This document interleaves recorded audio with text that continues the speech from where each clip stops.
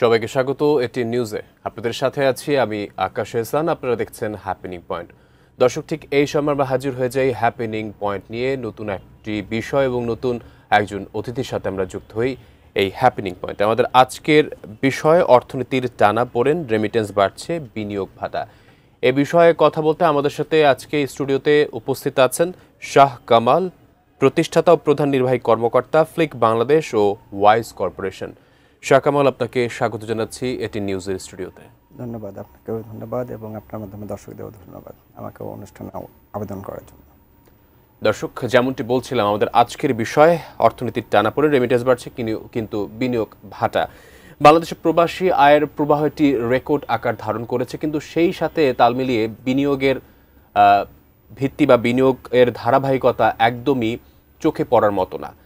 বর্তমান বাংলাদেশ প্রেক্ষাপটে আমাদের এই যে রেমিটেন্স বাড়ছে এবং বিনিয়োগের ধারা প্রবাহ কোথায় গিয়ে ঠেকছে এবং কিভাবে আমরা এই ধারাবাহিকতা বজায় রাখতে পারি বিনিয়োগের আমাদের দেশের আর্থসামাজিক উন্নয়নে, সে বিষয়গুলো নিয়ে সর্বোপরি আজকে আমরা আলোচনা করব আমাদের আগত অতিথির কাছে। প্রথমেই আমি জানতে চাচ্ছি জনাব শাহ কামাল, সাম্প্রতিক সময়ে একদম গদবাধাই যে প্রশ্নটি আমি জানতে চাচ্ছি, রেমিটেন্স বাড়ছে, বিনিয়োগ যে ধারাবাহিকতা তা কমছে বা আমাদের যেই কাঙ্ক্ষিত লক্ষ্য সেটি পূরণ হচ্ছে না, এর মূল কারণ কি বলে মনে করছেন?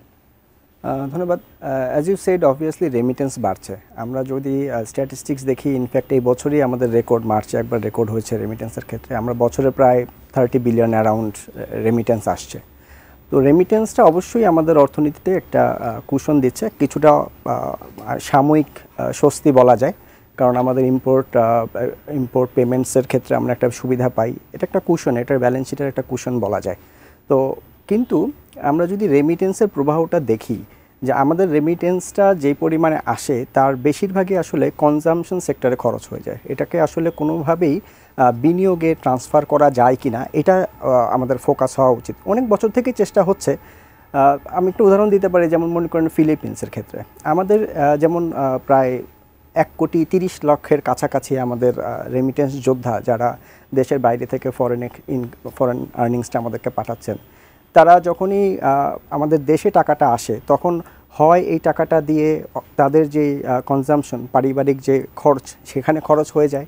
কিছু কিছু ক্ষেত্রে অনুৎপাদনশীল মানে আনপ্রোডাক্টিভ সেক্টরে ইনভেস্টমেন্ট চলে যায়। বাট ট্রু সেন্সে যদি এটার বেনিফিটটা ইকোনমি পেতে চায়, তাহলে আসলে এটাকে প্রোডাক্টিভ সেন্সে খরচ করা উচিত।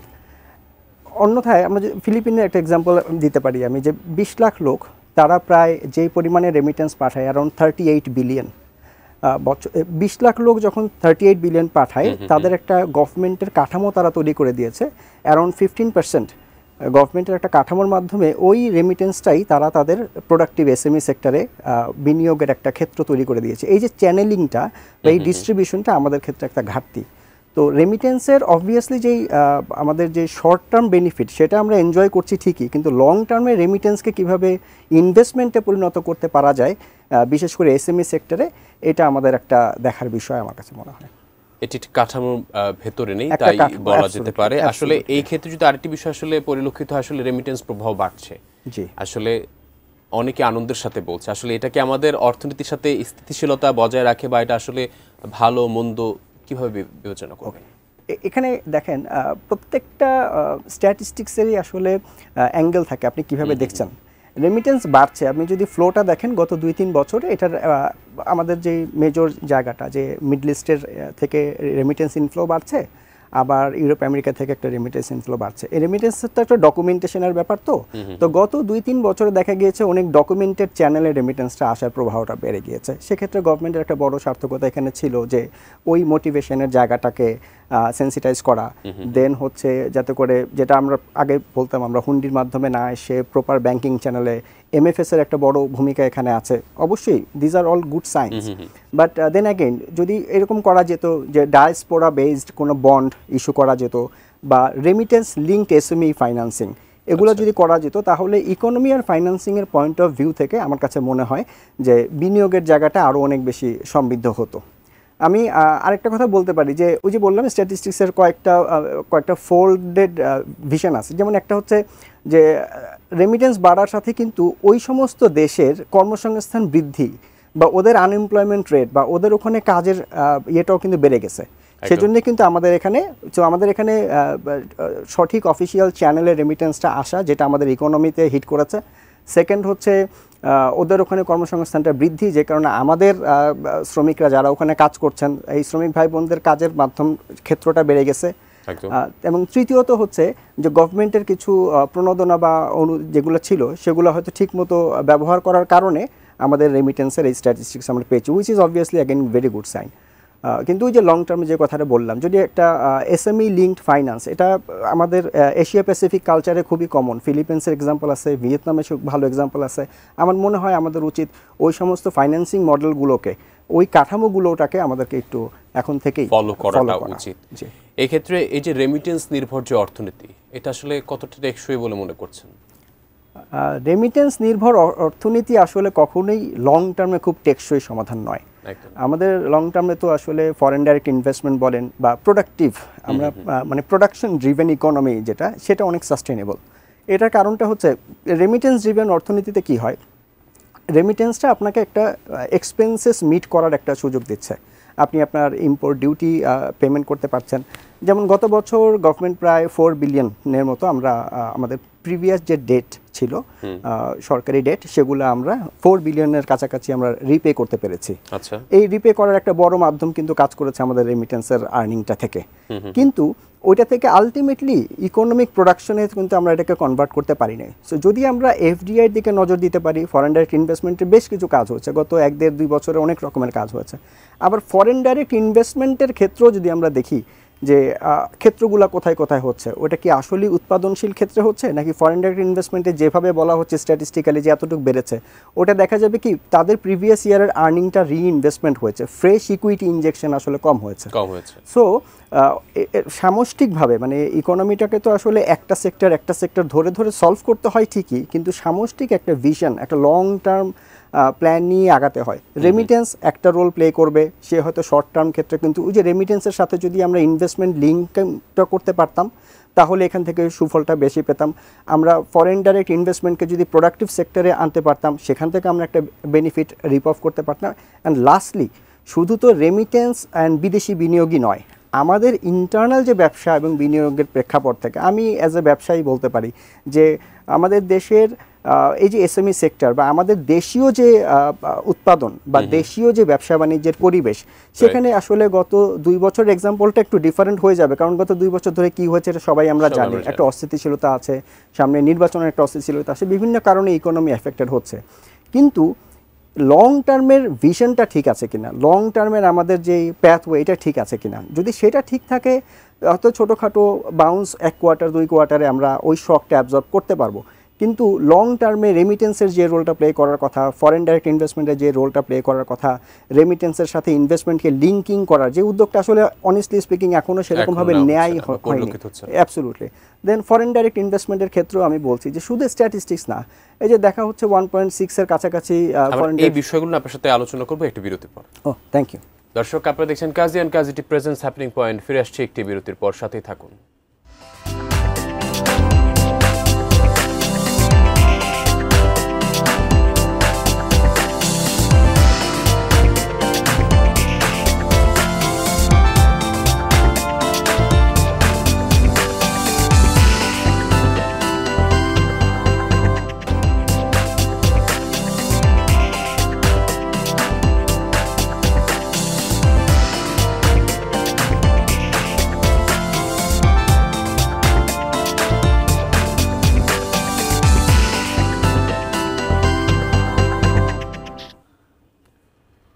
সবাইকে আবারও স্বাগত Kazi and Kazi T presence happening পয়েন্টে। আমরা ফেলে যাচ্ছি আলোচনায়। জনাব শাহ কামাল, আমরা কথা বলছিলাম রেমিটেন্স নিয়ে। আমাদের বিষয়টা যেহেতু অর্থনীতির টানাপোড়েন, রেমিটেন্স প্রবাহ এবং বিনিয়োগের ভাটা, সেক্ষেত্রে এখন কৃষি, শিল্প, আইটি খাত 3টি সেক্টরের মধ্যে আপনি বলছিলেন বিনিয়োগ করার ক্ষেত্রে একটি সংস্কার প্রয়োজন, অবকাঠামোগত উন্নয়ন প্রয়োজন।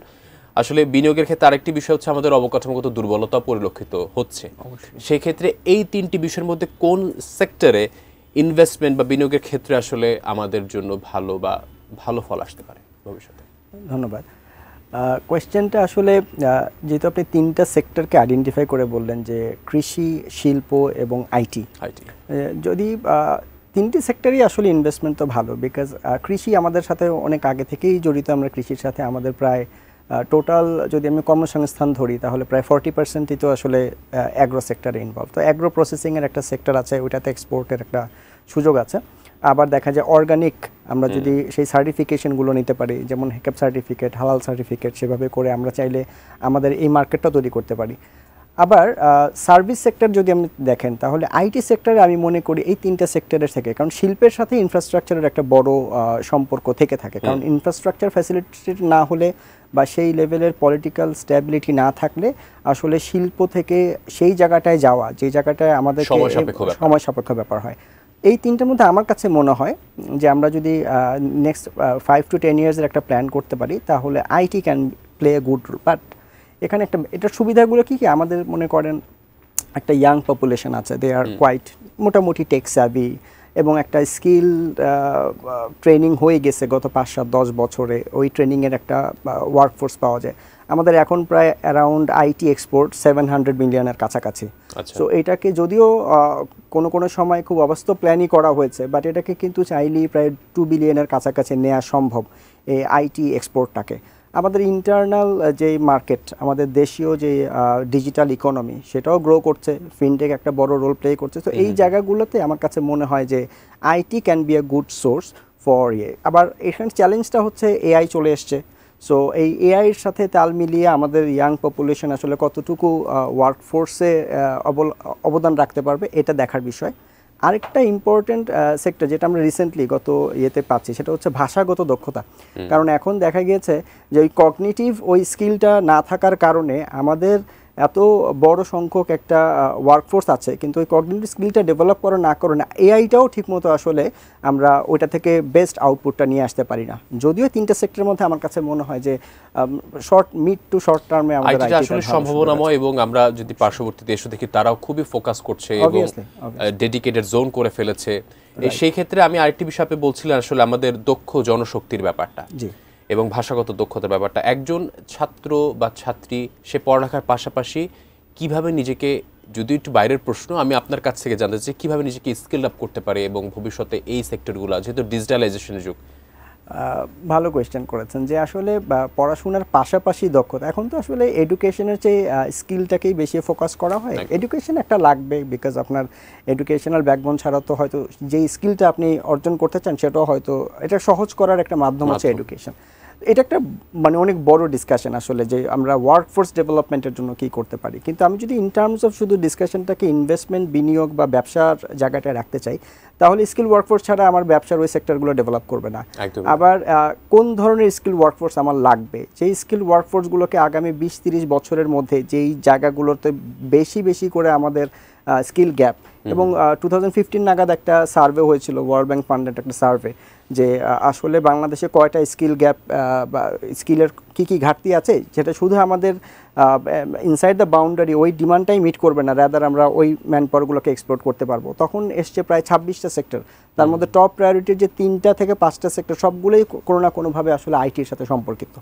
তো সেটা এখন সেটা কন্টেন্ট মার্কেটিং হোক, মানে বেসিক্যালি আমাদের ডিজিটাল মার্কেটিং, অনলাইন মার্কেটিং সেটা হোক, অথবা এখন একেবারে বাজওয়ার্ড যেটা এআই ভিত্তিক স্কিলড ম্যানপাওয়ার তৈরির ক্ষেত্রে হোক। তো অবভিয়াসলি যে কেউ যদি ক্যারিয়ারটা এখন তৈরি করতে চায়, I think they should embrace AI in any form, and how তারা আসলে কীভাবে এআইটাকে তাদের দৈনন্দিন কাজে বা প্রফেশনাল কাজে এটাকে কিভাবে ইমপ্লিমেন্ট করবে, কীভাবে থেকে এখান থেকে বের করতে পারবে, এই স্কিলটা আগামী মানে খুবই কম সময়ের মধ্যে আসলে আমাদের এআইকে আসলে এখন মানে বাদ দিয়ে কিছু চিন্তা করা আসলে বোকামি, ভবিষ্যতে এটাই আমি মনে করি। অ্যাবসলিউটলি। আবার মনে করেন অনেকে আছে, এখন আমি শুনি এটা আসলে আমার অফিসের এমপ্লয়ীদের কাছ থেকে অনেক সময় শুনি যে শুধুই যে এটা কিছু কন্টেন্ট তৈরি করার জন্যই যে এআই, আসলে তা কিন্তু নয়। এখন এটা দেখা গিয়েছে এমন একটা জায়গা যে ও সার্চ ইঞ্জিনে কাজ করছে, ও আপনার জন্য লিঙ্গুইস্টিক কাজ করছে, কারণ ল্যাঙ্গুয়েজ মডেলটা ডেফিনেটলি লিঙ্গুইস্টিক সাপোর্টটা দিবে, কিন্তু এই ল্যাঙ্গুয়েজ মডেল ছাড়াও তো আরও অনেক এআই জায়গা আছে। ওই এআই স্কিলগুলো আমাদের মনে হয় খুব সহজেই AI agent can B a good source. আমি যারা এই সেক্টরে ক্যারিয়ার করতে চায় বা ইভেন যে কোনো সেক্টরে ক্যারিয়ার করতে চাক না কেন, এখন ম্যানুয়াল কাজগুলো কীভাবে এআই এজেন্ট দিয়ে আগে যেটাকে N8N বলতো, N8N। সো এখন দেখা যায় ওই জায়গাটাতে যদি এই এজেন্টের উপর ফোকাস করে, that will B a good sector to focus on for young population. সেক্ষেত্রে আশা করি যারা ইয়াং আমাদের দেখছেন তাদের অবশ্যই উপকার হবে। আমি আরেকটি প্রশ্ন জানতে চাচ্ছি আপনার কাছে, দেশীয় উদ্যোক্তাদের বিনিয়োগ কী ধরনের নীতিগত প্রণোদনা প্রয়োজন বলে আপনি মনে করছেন? দেশীয় প্রণোদনার ক্ষেত্রে তো অবভিয়াসলি, যেহেতু গার্মেন্টস আমাদের সবচেয়ে বড় সেক্টর, আসলে 80% ওটা দিয়ে ফোকাস করে। দেখা যায় যখনই প্রণোদনার কথাটা আসে আমাদের অবভিয়াস ফোকাস চলে যায় আসলে ওই সেক্টরে, তারাই পাচ্ছে আসলে। হ্যাঁ, কিন্তু সেই ক্ষেত্রে মনে করেন বাংলাদেশ ব্যাংক হোক বা বাংলাদেশ ব্যাংকের বেশ কিছু প্রণোদনা প্যাকেজ আছে। আমি সবসময় এসএমই, আমি খুবই এসএমই প্রো একজন মানুষ। সো আমি সবসময় চাই যে এসএমই ইজ দ্য, মানে that's the backbone of an economy. আমাদের ক্ষেত্রে যদি আমি চিন্তা করি, তো এই এসএমইকে কেন্দ্র করে বেশ কিছু প্রণোদনা প্যাকেজ আছে। যেমন মনে করেন low cost fund, access to finance has to be easy. এই অ্যাক্সেস টু ফাইন্যান্সের প্রবলেম আসলে বাংলাদেশের 95% এসএমইর একটাই প্রবলেম হয়ে যায়, যে এসএমই এসদেরকে লো কস্ট ফান্ডিংয়ে আসলে তারা অ্যাক্সেসটা পায় না।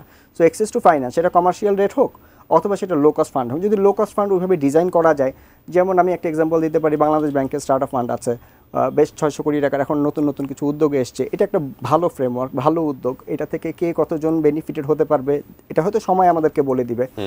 সেটাকে বোধ এখন সেটা আবার ডেট প্ল্যানিং থেকে বের হয়ে এখন ইকুইটি প্ল্যানিংয়েও গিয়েছে। সো উদ্যোগগুলো আসছে, কিন্তু থিওরিটিক্যালি উদ্যোগগুলো থাকা, বাট একদম প্রান্তিক জনগোষ্ঠী পর্যন্ত, ওই জায়গা পর্যন্ত ইমপ্লিমেন্ট করার যে এজেন্সিরা আছে বা যে স্টেক হোল্ডার্সরা আছে, ওখানে আমার মনে হয় সমন্বয়ের একটু ঘাটতি আছে। ওই জায়গাটার সমন্বয়টা যদি ঠিকমতো করা যায়, তাহলে এসএমইর এই ক্ষেত্রে ফাইন্যান্সিং প্রবলেমটা একটা বড় প্রবলেম সলভ করা দরকার। সর্বশেষ আরেকটি বিষয় যদি আপনার কাছে জানতে চাই, আপনি সংস্কারের কথা বলছিলেন, সমন্বয়ের কথা বলছিলেন, আসলে আগামী 5 বছরে বাংলাদেশের যে ভবিষ্যৎ, সেই ভবিষ্যতে আসলে কোন বিষয়গুলো চ্যালেঞ্জের মুখোমুখি হতে পারে এই অর্থনীতির ক্ষেত্রে? খুবই ভালো কোয়েশ্চেন করেছেন, যে আসলে সংস্কার তো হবে, বাট এখন আমরা যে সন্দিক্ষণে আছি, যদি সব কিছু ঠিক থাকে, হয়তো আগামী 4 থেকে 6 মাসের মধ্যে আমাদের টোটাল ইকোনমির একটা স্টেবিলিটি সবাই আশা করে আছে। গত 1.5 বছর ধরে আমরা অধীর আগ্রহে অপেক্ষা করছি যে কবে একটা স্টেবল সিচুয়েশন আসবে ইন টার্মস অফ, যেহেতু একটু নন ইলেক্টেড গভর্নমেন্টের টাইমে এই ব্যবসা বাণিজ্য, বিনিয়োগ, ইনভেস্টমেন্ট সব কিছুতে একটা স্লোথ একটা ব্যাপার তো আছেই। রিফরমেশনের প্রথম যে চ্যালেঞ্জটা আমার কাছে মনে হয়, যে যেই আসুক না কেন, সবার আগে আমাদের কিন্তু ডেট সার্ভিসিং সামনে খুব বড় একটা চ্যালেঞ্জ হবে। প্রতি বছর প্রায় যদি আপনি 4 বিলিয়ন 5 বিলিয়ন করে ডেট সার্ভিস করতে হয়, রিপেমেন্ট করতে হয়, ডেট রিপেমেন্ট, এটা একটা বড় চ্যালেঞ্জের জায়গা আসবে আমাদের হিউম্যান ক্যাপিটাল, যেই হিউম্যান ক্যাপিটালকে এআইয়ের সাথে তাল মিলিয়ে আসলেই বা সময়োপযোগী করতে পারার যে চ্যালেঞ্জটা, এটা আমাদের জন্য একটা বড় চ্যালেঞ্জ হিসাবে আসবে বলে আমি মনে করি। আদার দ্যান দ্যাট, আসলে যেমন মনে করেন মিডল ইনকাম ট্র্যাপে না পড়ে যাই, এটা আমার আরেকটা বড় চ্যালেঞ্জের আমার কাছে মনে হয়, যে মিডল ইনকাম ট্র্যাপে যদি আমরা পড়ে যাই for a longer period of time, তখন হয়ে যাবে এটা ইকোনমির ওই জায়গা থেকে আর উত্তরণের জন্য, আর এআইয়ের টাইমে বা ওভারঅল ওয়ার্ল্ড ইকোনমি থেকে শুরু করে, ওয়ার্ল্ড অর্ডার থেকে শুরু করে, এই যে চ্যালেঞ্জিং এই জায়গাগুলোতে বাংলাদেশের জন্য এই 3-4টা সংস্কার করা বা এই রোডম্যাপগুলোকে ঠিক রেখে সংস্কার করে আমরা আসলে সামনের দিকে এগিয়ে যাব, সম্ভাবনাময় বাংলাদেশ, আমাদের ভবিষ্যৎ সুন্দর হবে। অসংখ্য ধন্যবাদ আপনার মূল্যবান মতামত জানাবার জন্য। ধন্যবাদ আপনাকে আমাকে ডাকার জন্য। দর্শক, আপনারা দেখছেন happening point, Kazi and Kazi presence. এই ছিল আজকের আয়োজন। এতক্ষণ সাথে থাকার জন্য ধন্যবাদ সবাইকে।